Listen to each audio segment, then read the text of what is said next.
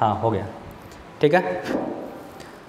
देखिए आज अपना टॉपिक है चुंबक, और चुंबक का फर्स्ट टॉपिक है आपका ये। तो अपन सबसे पहले पढ़ेंगे इसमें परिचय, यानी चुंबक का परिचय। तो देखिए चुंबक की खोज की यदि बात करें तो चुंबक की खोज एशिया के ग्रीस नामक देश के मैग्नीशिया नामक स्थान पर हुई थी। तो चुंबक की खोज कहाँ पे की गई थी? एशिया के ग्रीस नामक देश के मैग्नीशिया नामक स्थान। अब देखो इसका चुंबक का सर्वप्रथम नाम रखा गया था मैग्नेटाइट। अब इसका नाम मैग्नेटाइट रखने के पीछे दो रीजन थे। एक तो इसके स्थान के ऊपर इसका नाम रखा गया था, स्थान कौन सा था? मैग्नीशिया। उसके नाम के आधार पर भी हम बता सकते हैं कि इसका नाम मैग्नेटाइट रखा गया। लेकिन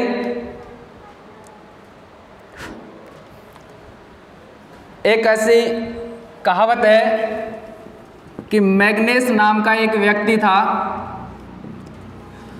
जो भेड़ बकरियों को चराता था। कौन था? मैग्नेस नाम का एक व्यक्ति था, और वो क्या चराता था? भेड़ बकरियों को चराता था। और कहाँ पर चराते हैं भेड़ बकरियों को? पहाड़ों पर। तो पहाड़ों पर जब वो भेड़ बकरियों को चराता था तो उसने क्या किया, अपने जो जूते थे, जूतों में क्या कर दिया उसने? लोहे की तली लगवा ली। क्या लगवाई थी? लोहे की तली। अब लोहे की तली लगवाने के पीछे उसका रीजन था कि वहाँ पर पहाड़ों में जो कंकर थे या फिर सूढ़ वगैरह जो होते हैं उनसे बचने के लिए, तो उसने लोहे की तली लगा दी थी। एक दिन वो क्या, पेड़ के नीचे बैठा हुआ था। किसके नीचे बैठा हुआ था? पेड़ के। अब उसने देखा कि पेड़ के नीचे उसका जो पैर था वो पत्थर के ऊपर रखे हुए थे। कहाँ पर रखे हुए थे? एक पत्थर जैसा आकार का एक कुछ पड़ा हुआ था, उसके ऊपर उसने पैर रखे। तो उसने देखा कि उसके पैर उसके क्या हो गए? चिपक जाते हैं। पैर क्या हो जाते हैं? चिपक जाते हैं। तो उसको एक डाउट हुआ। उसने सोचा कि कहीं ना कहीं हो सकता है कि कोई भूत प्रेत भी हो सकता है।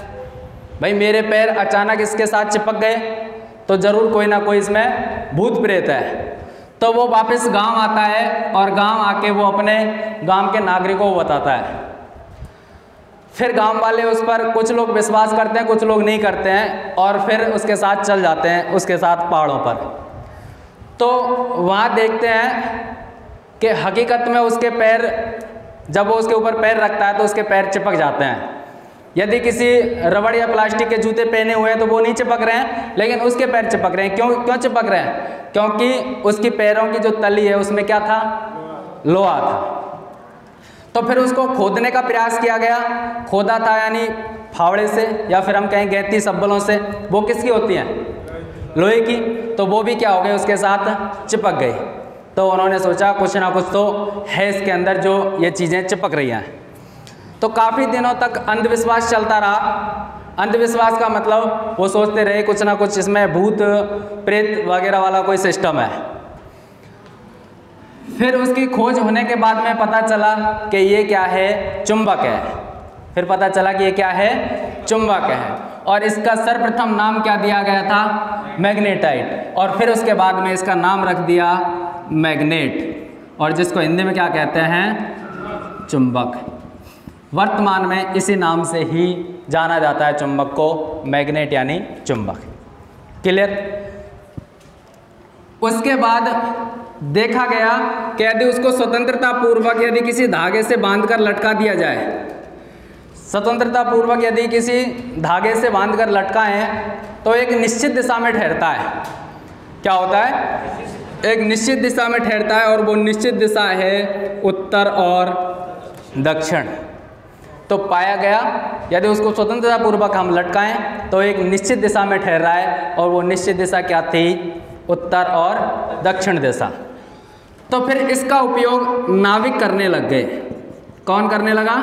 नाविक। नाविक क्यों करने लगे इसका उपयोग? दिशा ज्ञात करने के लिए। दिशा ज्ञात करने के लिए इसका उपयोग कौन करने लगे? नाविक। और नाविकों ने इसका नाम क्या दे दिया? Load stone. ठीक है, लोड स्टोन को कहते हैं दिशा बताने वाला पत्थर। ठीक है, तो देखिए चुंबक की खोज या चुंबक की खोज कहाँ पे हुई थी? एशिया के ग्रीस नामक देश के मैग्नीशिया नामक स्थान पर। सर्वप्रथम इसका नाम क्या रखा गया? मैग्नेटाइट। क्या रखा गया? मैग्नेटाइट। अब उसके बाद में इसका नाम क्या रख दिया? मैग्नेट। और मैग्नेट को हिंदी में क्या कहते हैं? चुंबक। फिर देखा गया स्वतंत्रता पूर्वक लटकाने पर यह एक विशेष दिशा में ठहरता है, और वो दिशा कौन सी थी? उत्तर और दक्षिण। उत्तर और दक्षिण। फिर इसका उपयोग कौन करने लगे? नाविक। कौन करने लगे? नाविक। क्या ज्ञात करने के लिए? दिशा ज्ञात करने के लिए। और नाविकों ने इसका नाम क्या दिया? Load stone. भारत में ये जो पत्थर है, विशेष प्रकार का पत्थर, ये कहाँ पर मिलता है? 2 राज्यों में मिलता है, तमिलनाडु और उड़ीसा। तो भारत में कहाँ कहाँ मिलता है ये? तमिलनाडु और उड़ीसा। या फिर हम कहें कि भारत में जो प्राकृतिक जो चुंबक है वो कहाँ कहाँ मिलती है? तमिलनाडु और उड़ीसा। तो अब देखिए इसकी परिभाषा क्या हो जाती है? क्या हो जाती है परिभाषा? यानी एक ऐसा पदार्थ जो लोहे के छोटे छोटे टुकड़ों को अपनी ओर आकर्षित कर सके, और यदि उसको हम स्वतंत्रता पूर्वक लटकाएं तो वह उत्तर दक्षिण दिशा में ठहर सके, उसे क्या कहते हैं? क्या कहते हैं? चुंबक। क्लियर हो गया? अब देखिए ये जो आपके चुंबक है, ये चुंबक के यदि प्रकारों की बात करें तो चुंबक 2 प्रकार की होती है। कितने प्रकार की होती है? 2। एक होती है प्राकृतिक चुंबक, और दूसरी आपकी कृत्रिम चुंबक। देखिए प्राकृतिक और कृत्रिम क्या होती है? प्राकृतिक का मतलब है जो हमें प्रकृति द्वारा प्राप्त होते हैं, वो तो क्या है? प्राकृतिक। और जिन्हें हमारे द्वारा यानी मानवों के द्वारा प्रयोगशाला में बनाया जाता है वो क्या है? कृत्रिम। ठीक है, तो अब देखिए प्राकृतिक चुंबक यानी जो पृथ्वी के धरातल से खोजकर जो निकाली गई थी वो चुंबक कौन सी थी? प्राकृतिक चुंबक। यदि इनके आकार की बात करें तो इनका आकार बेडोल होता था। कैसा होता था? बेडोल। यानी इनका किसी प्रकार का कोई आकार नहीं होता था। जैसे पत्थर का कोई आकार होता है क्या? इसी प्रकार इसका कोई आकार नहीं होता है। और इनकी शक्ति भी कम होती थी। शक्ति भी क्या होती थी? कम होती थी। आजकल इनका उपयोग नगण्य हो गया है। तो प्राकृतिक चुंबकों का उपयोग आजकल बिल्कुल क्या हो गया है? नगण्य यानी न के बराबर है। अब बात करें अपन कौन से चुंबक की? कृत्रिम चुंबक। कृत्रिम चुंबक भी 2 प्रकार के होते हैं। कितने प्रकार के होते हैं? 2। एक होता है आपका स्थायी चुंबक और दूसरा होता है अस्थायी। 2 चुंबक होते हैं, स्थायी चुंबक और अस्थायी। नाम से ही पता लग रहा है, यानी ये तो क्या है? परमानेंट, और ये क्या है? टेम्परेरी। परमानेंट का मतलब क्या है? इसमें जो चुंबकत्व का गुण है, क्या है? चुंबकत्व का गुण वो क्या है? स्थायी है। यानी जिस चुंबक में चुंबकत्व का गुण स्थायी होता है वह चुंबक कौन सी है? स्थायी चुंबक। और जिस चुंबक में चुंबकत्व का गुण यानी कुछ समय के लिए होता है वो कौन सी चुंबक हैं? अस्थायी। क्लियर? अब देखिए, अब ये आपकी कृत्रिम चुंबक है, यानी ये बनाई जाती है। अब ये बनाने के लिए इसमें हमको किसकी आवश्यकता होती है? स्टील की। यदि हम धातु की बात करें तो किसकी आवश्यकता होगी? स्टील की। और यदि हम मिश्र धातु की बात करें, किसकी? मिश्र धातु। तो मिश्र धातु के रूप में इसमें carbon steel, cobalt steel, alnico और एल्कोनेक्स धातु प्रयोग की जाती है। तो आपसे क्वेश्चन पूछ लिया जाए कि स्थायी चुंबक बनाने के लिए किस धातु का उपयोग किया जाता है? स्टील का। और स्थायी चुंबक बनाने के लिए कौन कौन सी मिश्र धातु का उपयोग किया जाता है? तो मिश्र धातु में आएगी carbon steel, cobalt steel. Carbon steel को फौलाद बोलते हैं। क्या बोलते हैं? फौलाद। एल्निको और एल्कोनेक्स। अब यदि हम बात करें एल्निको, एल्निको किस किस की मिश्र धातु है? देखो एल्निको किस किस की मिश्र धातु है, नाम से ही पता लग रहा है। देखो एल्निको यानी एल्यूमिनियम, एल्यूमिनियम, निकेल और कोबाल्ट व लोहा। ठीक है, तो आपसे काफी बार क्वेश्चन पूछा जाता है कि एल्निको किस किस की मिश्र धातु है? एल्यूमिनियम, निकेल, कोबाल्ट और लोहा। दूसरा आता है आपका एल्कोनेक्स। ये किस किस की मिश्र धातु है? एल्यूमिनियम, कोबाल्ट, तांबा और लोहा। ठीक है, एल्निको किस किस की मिश्र धातु है? एल्यूमिनियम, निकेल, कोबाल्ट और लोहा। एल्कोनेक्स किस किस की मिश्र धातु है? एल्यूमिनियम, कोबाल्ट, तांबा और लोहा। क्लियर? तो देखिए यदि हम स्थायी चुंबक बनाएं तो हमें किसकी आवश्यकता पड़ेगी? यानी यदि धातु की बात करें तो स्टील होना चाहिए, और यदि मिश्र धातु की बात करें तो क्या होना चाहिए? Carbon steel, cobalt steel, alnico और एल्कोनेक्स। इनसे हम क्या बना सकते हैं? स्थायी चुंबक। अब यदि स्थायी चुंबक के आकार की बात करें तो इनका आकार कैसा होता है? देखिए इनका आकार छड़ आकार। छड़ का मतलब है इस तरीके से, छड़ आकार, यू आकार, यू आकार। यू आकार कैसा होगा? यू जैसा, यानी अंग्रेजी के यू अक्षर जैसा। यू आकार, बेलनाकार। बेलनाकार कैसा होता है?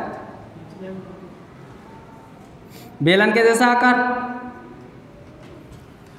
छड़ाकार, युवाकार, बेलनाकार। और हॉर्स शू।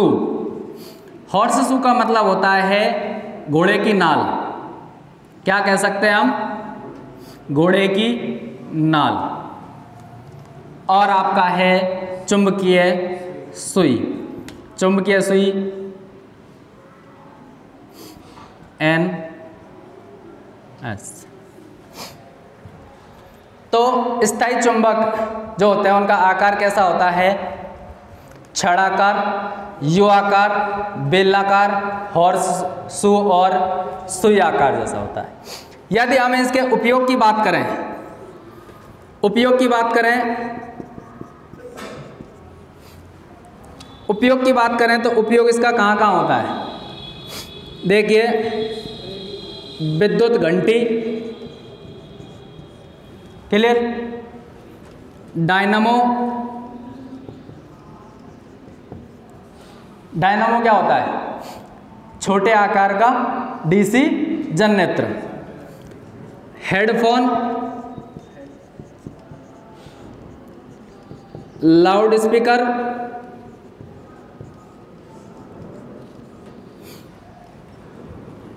मापक यंत्र और लोहे के छोटे छोटे कणों को एकत्र करने में। ठीक है, तो उपयोग कहाँ करते हैं हम इसका? विद्युत घंटी, डायनामो, हेडफोन, लाउड स्पीकर, मापक यंत्र और लोहे के छोटे छोटे टुकड़ों को एकत्रित करने। यदि हम धारा की बात करें तो इसके लिए कौन सी धारा उपयोगी होती है? डीसी धारा। यानी स्थायी चुंबक कौन सी धारा से बना सकते हैं हम? डीसी धारा से। एक बार थोड़ा सा रिवीजन करते हैं। चुंबक कितने प्रकार की होती हैं? 2। कौन कौन सी? प्राकृतिक चुंबक और कृत्रिम चुंबक। प्राकृतिक चुंबक किसे कहते हैं? यानी प्रकृति द्वारा प्राप्त। अब प्रकृति द्वारा प्राप्त कहीं भी हो सकती है, जैसे अब ये कहाँ मिलती है? खदानों में। यानी जब हम धरातल से खोद कर निकालते हैं, वो कौन सी चुंबक है? प्राकृतिक चुंबक। इनका आकार कैसा होता है? बेडोल होता है और ये कम शक्तिशाली होती है और इनका उपयोग आजकल बिल्कुल क्या हो गया है? नगण्य हो गया है, यानी न के बराबर हो गया है। दूसरा है आपका कौन सा? कृत्रिम चुंबक। यानी मनुष्य द्वारा प्रयोगशाला में बनाई गई चुंबक कौन सी है? कौन सी चुंबक है? कृत्रिम चुंबक। कृत्रिम चुंबक कितने प्रकार की होती हैं? 2। कौन कौन सी? स्थायी चुंबक और अस्थायी चुंबक। स्थायी चुंबक का मतलब है जिसमें चुंबकत्व गुण अनेक वर्षों तक रहता है, वो कौन सी चुंबक है? स्थायी चुंबक। अब हम स्थायी चुंबक को पढ़ते हैं। स्थायी चुंबक जो है वो कौन सी धातु से बनाई जाती है? स्टील से। यदि हम मिश्र धातु की बात करें तो मिश्र धातु के रूप में हम लेंगे carbon steel, cobalt steel, alnico और एल्कोनेक्स। एल्निको किस किस की मिश्र धातु है? Aluminium, nickel, cobalt, aluminium, nickel, cobalt और लोहा। एल्कोनेक्स किस किस की मिश्र धातु है? एल्यूमिनियम, कोबाल्ट, तांबा और लोहा। और यदि हम इसके आकार की बात करें, यानी स्थायी चुंबक का आकार कैसा होता है? छड़ आकार का। छड़ का आकार ऐसा होता है यू आकार, यानी अंग्रेजी के यू आकार अक्षर जैसा, बेलनाकार, हॉर्स शू यानी घोड़े की नाल जैसा और सुई जैसा। सुई का मतलब ये नहीं है जो हम कपड़े सिलने वाली सुई की बात कर रहे हैं। सुई वो होती है, काफ़ी आपने यंत्र देखे होंगे जिससे हम दिशा ज्ञात करते हैं, उसमें इस तरीके से सुई होती है, देखा है ना आपने? चलिए उपयोग की बात करें तो स्थायी चुंबक का उपयोग कहाँ कहाँ किया जाता है? विद्युत घंटी, डायनामो, हेडफोन, लाउड स्पीकर, मापक यंत्र। मापक यंत्र क्या है? जो वैद्युतिक मापक यंत्र हैं, वैद्युतिक राशियों को मापने वाले जो यंत्र हैं उनको क्या कहते हैं? मापक यंत्र। और लोहे के छोटे छोटे कणों को एकत्रित करने के लिए। और कौन सी धारा उपयोगी होती है? डीसी। यदि हमें स्थायी चुंबक बनाना हो तो हम कौन सी धारा से बना सकते हैं? डीसी से। एसी से स्थायी चुंबक नहीं बनाया जा सकता। क्यों नहीं बनाया जा सकता? क्योंकि एसी में चुंबकत्व का गुण, एसी में, या फिर मैं कहूँ एसी जो धारा है वो प्रत्यावर्ती धारा है। तो प्रत्यावर्ती धारा है तो उसमें चुंबकत्व बनेगा, वो भी प्रत्यावर्ती स्वभाव का बनेगा। अब बात करें अपन अस्थायी चुंबक। अस्थायी चुंबक, देखिए अस्थायी चुंबक को विद्युत चुंबक भी कहते हैं। क्या कहते हैं? विद्युत चुंबक। अस्थायी चुंबक को कौन सी चुंबक भी कहते हैं? विद्युत चुंबक। अब ये अस्थायी चुंबक कैसे बनाते हैं, या फिर अस्थायी चुंबक कैसे होती है?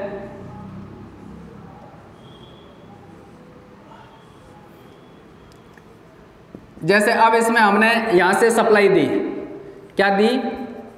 सप्लाई। और ये क्या है? आपकी वाइंडिंग है। क्या है? वाइंडिंग। वाइंडिंग के रूप में हम किसका उपयोग करेंगे? एल्यूमिनियम या फिर तांबा। तो वाइंडिंग के रूप में कौन से वायर का उपयोग किया जाता है? एल्यूमिनियम या तांबा। और ये आपकी क्या है? कोर है, जिसको हम क्रोड बोलते हैं। क्या है? क्रोड। तो हमने एक क्रोड ली, कोर, और उसके ऊपर एल्यूमिनियम और तांबे की क्या लपेट दी? वाइंडिंग लपेट दी, यानी तार लपेट दिए। और उसमें यदि हम सप्लाई यानी धारा प्रवाहित करेंगे तो ये कोर क्या बन जाएगी? क्या बन जाएगी? कोर चुंबक बन जाएगी। कोर क्या बन जाएगी? चुंबक। लेकिन ये चुंबक किससे बन रही है? विद्युत से। इसलिए हम अस्थायी चुंबक को कौन सी चुंबक भी कहते हैं? विद्युत चुंबक। अब देखो, इसमें जब तक हम सप्लाई देंगे, जब तक हम इसमें सप्लाई देंगे तभी तक इसमें चुंबकत्व का गुण विद्यमान रहता है। जैसे हम इसको सप्लाई से हटा देंगे, जैसे हम इसको सप्लाई से हटा देंगे तो इसमें चुंबकत्व गुण समाप्त हो जाएगा, यानी फिर ये चुंबक नहीं रहेगा। कहने का मतलब ये है, जब तक हमने इसको सप्लाई दी जब तक इसमें क्या रहेगा? जब तक चुंबक बनेगा, और जैसे हम सप्लाई को हटा देंगे तो चुंबक भी नहीं बनेगा। क्लियर? अब देखिए, इसको हम शक्तिशाली, यानी इसको हम शक्तिशाली बना सकते हैं। शक्तिशाली कैसे बना सकते हैं? ये डिपेंड करता है हमारी धारा और टर्नों की संख्या पर।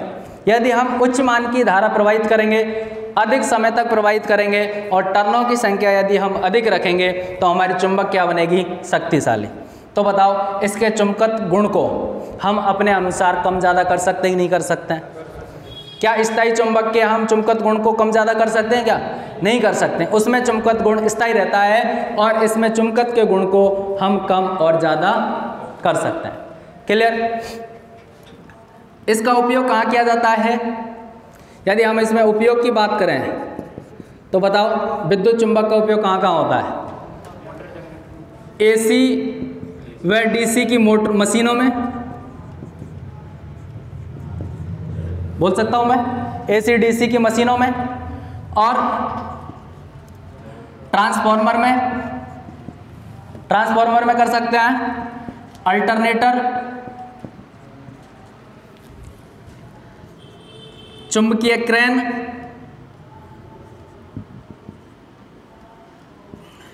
चुंबकीय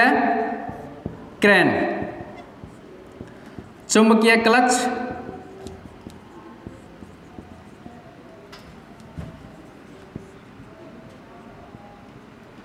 और आपकी जो विद्युत घंटी होती है,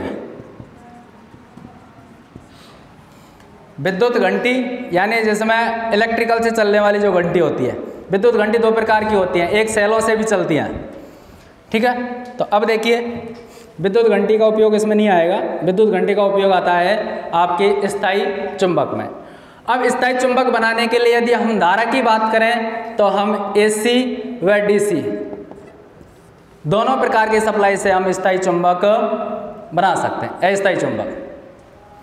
अस्थायी चुंबक हम कौन कौन सी धारा से बना सकते हैं? AC व DC से। दोबारा रिवीजन कर लेते हैं थोड़ा सा। अस्थायी चुंबक जिसको हम क्या कहते हैं? विद्युत चुंबक। कैसे बनाते हैं या कैसे बनती है? एक कोर होती है और कोर के ऊपर हम क्या लपेट देते हैं? वाइंडिंग। वाइंडिंग के रूप में हम क्या लपेटते हैं? एल्यूमिनियम या तांबे का वायर। अब इसका जो चुंबकत्व गुण होता है, यानी इसको हम शक्तिशाली चुंबक भी बना सकते हैं। यानी इसका चुंबकत्व गुण हमारे ऊपर निर्भर करता है। यदि हम इसमें धारा और टर्नों की संख्या में वृद्धि कर देंगे तो चुंबकत्व का गुण भी क्या हो जाएगा? बढ़ जाएगा। यदि धारा और जो वाइंडिंग लपेटों की संख्या है उसको कम कर देंगे तो चुंबकत्व गुण भी क्या हो जाएगा? कम। तो यानी इसके चुंबकत्व गुण यानी चुंबकीय मान को भी हम क्या कर सकते हैं? बदल सकते हैं, यानी अपने अनुसार कम और ज़्यादा भी कर सकते हैं। उपयोग कहाँ करते हैं? AC DC की मशीन, यानी कहने का मतलब है जहाँ पर भी वाइंडिंग हो रही है, जितनी भी मशीन है जिनमें वाइंडिंग का उपयोग किया जा रहा है, जैसे अपना पंखा है, पंखे में कूलर है, वॉल फैन है, सीलिंग फैन है, इन सब के अंदर वाइंडिंग होती है। और वाइंडिंग किस किस के अंदर होती है? किसके अंदर होती है? AC की मशीन होती है, DC की मशीन है, उनमें भी होता है, अल्टरनेटर में होता है, ट्रांसफार्मर में होता है, चुंबकीय क्रेन है, चुंबकीय क्लच है, और विद्युत घंटी है। इन सभी में इसका उपयोग किया जाता है। दूसरा, यदि हम इसमें धारा की बात करें तो अस्थायी चुंबक बनाने के लिए कौन सी धारा उपयोगी है? दोनों धारा, AC व DC। जबकि स्थायी चुंबक बनाने के लिए केवल कौन सी धारा उपयोगी है? कौन सी है? DC। तो बताओ, यहाँ तक आया समझ में? क्लियर यहाँ तक?